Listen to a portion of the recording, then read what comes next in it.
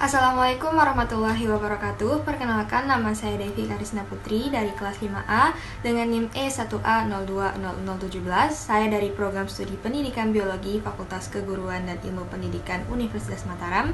Dan video ini untuk memenuhi tugas mata kuliah kurikulum dan pembelajaran oleh Ibu Anindita Sulia Hangesti Mandrakusuma. Baik, pada video ini kita akan membahas tentang struktur kurikulum merdeka untuk SMA atau MA. Jadi sebelumnya kita harus tahu apa kurikulum merdeka itu. Jadi apa sih kurikulum merdeka ini sebenarnya? Jadi kurikulum merdeka itu menurut Badan Standar Nasional Pendidikan atau BSNP, kurikulum merdeka ini adalah kurikulum yang pembelajarannya itu mengacu pada pendekatan bakat dan minat. Dimana artinya para pelajar atau peserta didik itu dapat memilih pelajaran apa saja yang mereka inginkan sesuai dengan bakat dan minat mereka masing-masing. Kemudian untuk struktur kurikulum SMA MA ini terdiri dari dua fase, di mana fase pertama itu ada fase E untuk kelas 10 dan yang kedua ada fase F itu untuk kelas 11 dan 12. Kemudian untuk struktur kurikulum SMA MA ini juga terbagi lagi menjadi dua. Yang pertama itu pembelajaran intrakurikuler dan yang kedua itu proyek penguatan profil Pancasila, di mana dialokasikan sekitar 30% dari total jam pelajaran per tahunnya. Karena proyek penguatan profil Pancasila sendiri dilakukan secara fleksibel, baik secara muatan maupun secara waktu pelaksanaan. Untuk secara muatan, proyek profil Pancasila ini harus mengacu pada capaian profil pelajar Pancasila sesuai dengan fase peserta didiknya. Untuk secara pengelolaan waktu pelaksanaan, proyek itu dapat dilaksanakan dengan menjumlah alokasi jam pelajaran proyek dari semua mata pelajaran dan jumlah total waktu pelaksanaan masing-masing proyek tidak harus sama. Baik, kemudian di sini ada kolom untuk alokasi waktu mata pelajaran kelas 10. Di mana asumsi 1 tahunnya itu sama dengan 36 minggu dan 1 jam pelajarannya itu sama dengan 45 menit. Di sini ada kolom mata pelajaran, alokasi intrakurikuler per tahun, alokasi proyek penguatan profil pelajar Pancasila per tahunnya, dan total jam pelajaran per tahun. Jadi di sini bisa dilihat, bisa di-pause juga nanti untuk lebih jelasnya. Untuk mata pelajaran ilmu pengetahuan alam dan ilmu pengetahuan sosial di kelas 10 itu tidak dipisahkan menjadi mata pelajaran yang spesifik, tapi satuan pendidikan itu bisa menentukan bagaimana muatan pelajaran ini dapat diorganisasi.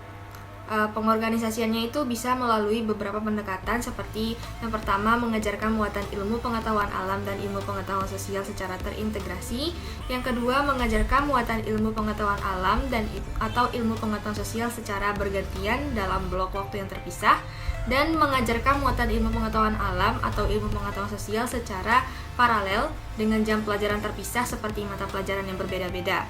Kemudian diikuti dengan unit pembelajaran yang IQUIRI yang mengintegrasikan muatan-muatan pelajaran ilmu pengetahuan alam atau ilmu pengetahuan sosial tersebut.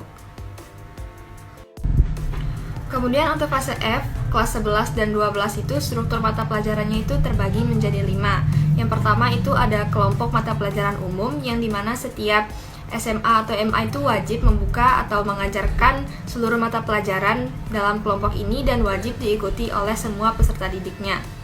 Kelompok yang kedua itu ada kelompok mata pelajaran matematika dan ilmu pengetahuan alam atau MIPA, di mana setiap SMA wajib menyediakan paling sedikit itu 3 mata pelajaran dan dalam kelompok ini.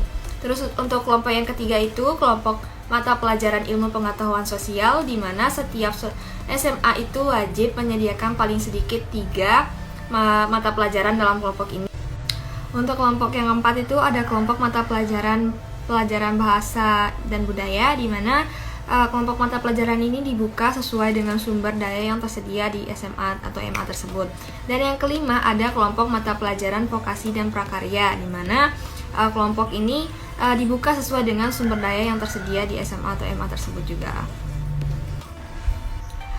Khusus untuk sekolah yang ditetapkan pemerintah sebagai sekolah keolahragaan atau seni itu dapat dibuka kelompok mata pelajaran olahraga atau seni sesuai dengan sumber daya yang tersedia di SMA atau MA-nya. Kemudian di sini ada tabel selanjutnya yaitu alokasi waktu mata pelajaran untuk kelas 11, di mana asumsi 1 tahun sama dengan 36 minggu dan 1 jam pelajaran itu sama dengan 45 menit. Jadi di sini kita bisa lihat ya tabel alokasi waktunya untuk yang kelas 11.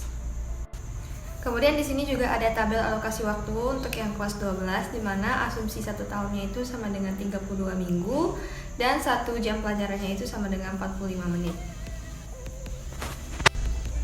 Jadi untuk satuan pendidikan itu wajib membuka kelompok mata pelajaran umum serta sekurang-kurangnya itu 3 kelompok mata pelajaran pilihan. Jadi setiap peserta didik itu wajib mengikuti yang pertama tuh seluruh mata pelajaran dalam kelompok mata pelajaran umum, dan yang kedua itu memilih 4 sampai dengan 5 mata pelajaran dari minimal 2 kelompok mata pelajaran pilihan atau maksimal mata pelajaran pilihan yang diambil dari 1 kelompok mata pelajaran pilihan adalah 3 mata pelajaran. Disesuaikan dengan minatnya, bakatnya, dan aspirasi dari peserta didik masing-masing. Muatan pelajaran kepercayaan untuk penghayatan kepercayaan terhadap Tuhan Yang Maha Esa itu dilaksanakan sesuai dengan ketentuan peraturan perundang-undangan yang mengatur mengenai layanan pendidikan kepercayaan terhadap Tuhan Yang Maha Esa. Kemudian juga satuan pendidikan itu Satuan Pendidikan Penyelenggaraan Pendidikan Inklusif di SMA atau MA itu menyediakan layanan program kebutuhan khusus sesuai dengan kondisi peserta didiknya. Dan beban belajar bagi penyelenggara pendidikan itu dengan sistem kredit semester atau SKS dilaksanakan sesuai peraturan perundang-undangan yang mengatur mengenai SKS. Baiklah, sekian pemaparan materi dari saya. Saya pamit undur diri. Assalamualaikum warahmatullahi wabarakatuh.